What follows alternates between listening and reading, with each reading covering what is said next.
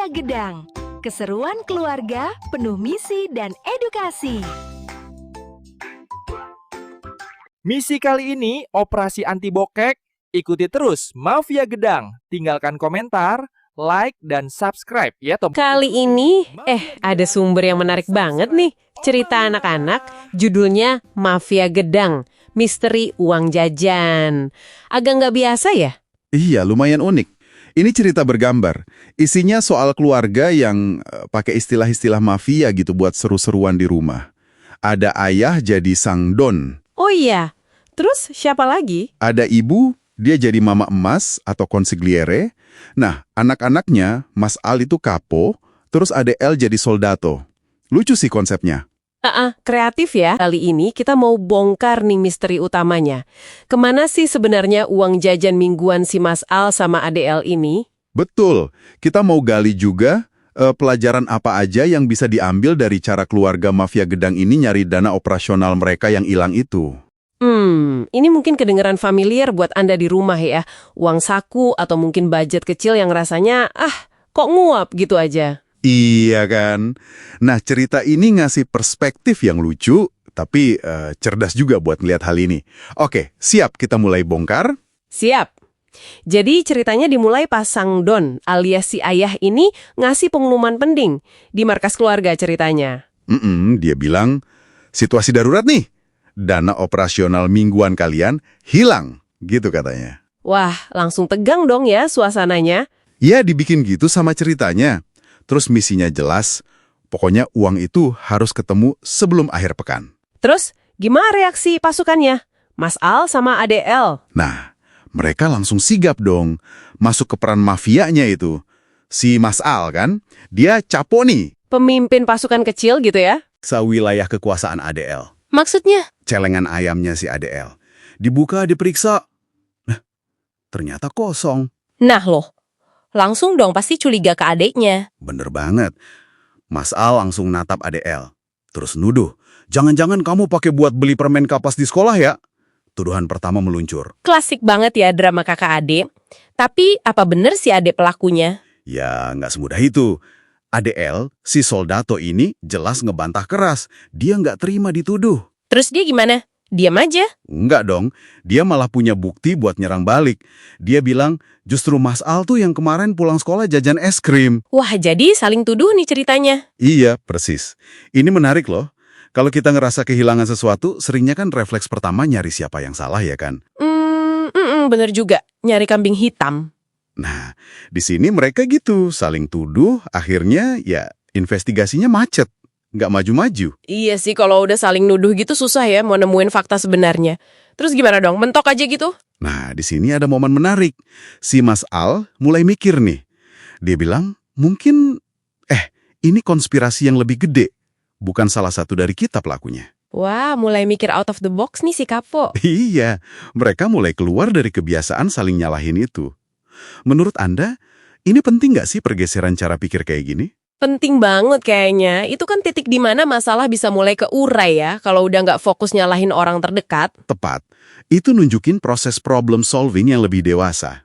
Nah, yang lebih menarik lagi, ide selanjutnya malah datang dari si adik El, si soldato. Oh iya, apa idenya? Dia nyeletuk, gimana kalau kita interogasi aja sang konsiliere? Maksudnya nanya ke Mama Mas. Langkah cerdas. Nanya ke figur yang lebih bijak atau yang mungkin tahu lebih banyak. Terus, mereka samperin mamanya? Iya, mereka nemuin Mama Mas lagi santai baca buku. Mas Al nanyanya hati-hati gitu. Mama, lihat uang jajan kami nggak? Gimana tuh reaksi si konsiliere? Mamanya senyum aja penuh rahasia gitu. Dia bilang, uang kalian aman kok. Aman? Berarti nggak hilang dong? Nah itu dia. Tapi, kata mamanya, nggak ada di dompet atau celengan. Jawabannya sengaja dibikin ngegantung gitu. Bikin penasaran ya. Ini kayaknya peran konsiliere banget nih. Ngasih petunjuk tapi nggak langsung ke intinya. Iya benar. Dia kayak ngarahin gitu. Dan arahannya itu ke dapur. Ke dapur? Kenapa ke dapur? Di dapur itu fokusnya langsung ke satu benda. Toples kaca di atas meja. Anak-anak mungkin mikirnya, wah isinya uang receh nih. Ternyata, Pas dilihat, Isinya bukan uang sama sekali, tapi tumpukan struk belanja sama kertas-kertas catatan kecil. Hah? Struk sama catatan, terus mamanya bilang apa? Mama Emas bilang, ini dana kalian. Wah, kaget dong mereka. Maksudnya gimana coba? Iya, gimana tuh metodenya si Mama Emas ini? Kok bisa struk jadi dana? Nah ini dia kunci pengungkapannya. Jadi ternyata setiap kali Mas Al atau ADL jajan, si mama ini nyatet pengeluarannya di kertas kecil. Atau kalau ada struknya dimasukin ke toples itu. Oh, jadi dicatetin diam-diam gitu ya? Iya, ini bukan cuma nyatet biasa loh. Ini strategi yang menurut saya cerdas banget. Tujuannya buat bikin yang nggak kelihatan jadi kelihatan. Maksudnya gimana tuh? Seringnya kita nggak ngeh kan? Ngerasa nggak ngeluarin banyak uang. Benar banget, kayak recehan aja gitu rasanya. Nah, toples ini maksa mereka buat ngeliat totalnya, akumulasinya. Jadi visual gitu, kelihatan jelas uangnya kepake buat apa aja. Wah iya ya, saya jadi ingat dulu pernah iseng nyatet pengeluaran buat ngopi tiap hari. Sebulan gitu, pas akhir bulan lihat totalnya, kaget sendiri. Nah kan, mirip kayak gitu. Efek visualisasi itu kuat banget memang, sekecil apapun datanya. Terus, gimana reaksi Mas Al sama ADL pas lihat isi toples itu? Itu dia, momen ahanya. Mama Emas ngeluarin isi toplesnya satu-satu. Ada catatan, 2.000 buat permen kapas, Terus? 5.000 buat es krim, 3.000 buat mainan kecil, 1.000 buat stiker. Gitu terus, si Mas Al baca catatan-catatan itu. Mukanya langsung gimana? Langsung merah padam gitu diceritainnya. Malu dia. Kenapa coba reaksinya malu? Mungkin bukan cuma malu karena ketahuan jajan ya, tapi lebih ke kaget dan sadar gitu. Tepat. Itu dia. Malu karena sadar. Sadar ternyata uangnya habis buat jajanan kecil itu. Pas lihat data konkret pengeluarannya sendiri, itu bisa jadi momen yang ngebuka mata banget. Jadi jelas banget ya, uangnya pergi kemana? Bukan dicolong atau hilang misterius, tapi ya kepakai sedikit-sedikit sama mereka sendiri. Persis. Itu momen kesadaran finansial pertama mereka dalam skala kecil. Nah, pas lagi momen itu, si Sangdon muncul. Ayahnya. Terus nanya apa dia? Nanya, gimana? Dalangnya udah ketemu? Gitu. Jawaban anak-anak gimana? Masih mau ngeles? Udah nggak bisa ngeles lagi. Mereka cuma bisa ngaku, udah Don, dalangnya kebiasaan jajan kami sendiri. Pengakuan ini penting banget. Iya, karena fokusnya jadi berubah ya. Bukan lagi nyari siapa yang salah di luar, tapi ngelihat ke dalam diri sendiri, ke kebiasaan sendiri. Terus gimana akhir ceritanya? Ceritanya ditutup dengan rapat keluarga mafia Gedang malam itu.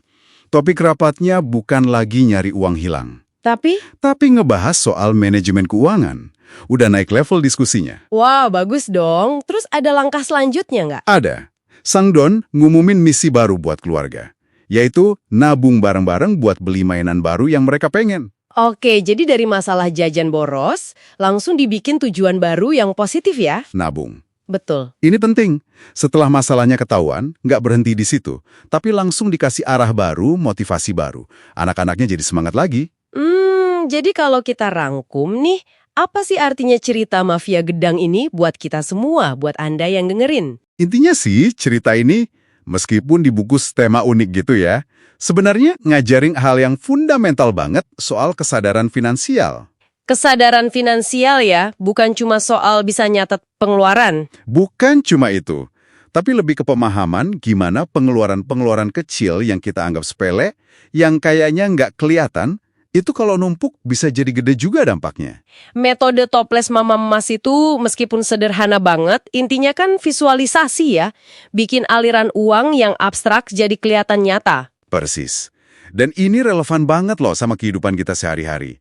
Coba deh Anda ingat-ingat, seberapa sering di akhir bulan kita nanya, kok uang tinggal segini ya? Perasaan nggak beli macam-macam? Sering banget. Nah, seringkali dalangnya itu ya rentetan pengeluaran kecil yang kita nggak sadar penuh. Kopi pagi, cemilan iseng sore-sore, mungkin biaya langganan aplikasi yang udah lupa. Bener juga. Prinsip toples Mama Emas tadi, yaitu bikin pengeluaran jadi nyapa dan bisa dilacak, itu sebenarnya dasar dari banyak banget aplikasi atau alat bantu keuangan modern. Ya kan? Iya, benar. Kayak aplikasi budgeting gitu ya intinya. Iya. Mungkin kita semua perlu nemuin konsiliere kita sendiri. Atau ya, sistem visualisasi versi kita sendirilah, apapun bentuknya. Dan ada satu lapisan lagi nih yang mungkin bisa kita renungkan bareng-bareng buat penutup. Cerita ini kan nunjukin kemana uangnya pergi. Toples truk itu jawabannya. Tapi pertanyaan yang mungkin lebih dalam lagi, yang bisa jadi lebih transformatif itu adalah, kenapa sih uang itu dibelanjain? Oh, menarik nih. Kenapa ya? Iya, apa sih yang dorong keinginan sesaat buat beli es krim itu? Atau apa daya tarik stiker baru buat si ADL? Ngertiin kenapa dibalik tiap transaksi kecil itu bisa jadi langkah selanjutnya setelah kita cuma sekedar ngelacak kemana uangnya pergi. Wah, bener juga ya. Jadi nggak cuma soal ngontrol pengeluaran saat ini aja. Betul, kalau ngelacak kemana itu bantu kita ngontrol spending sekarang.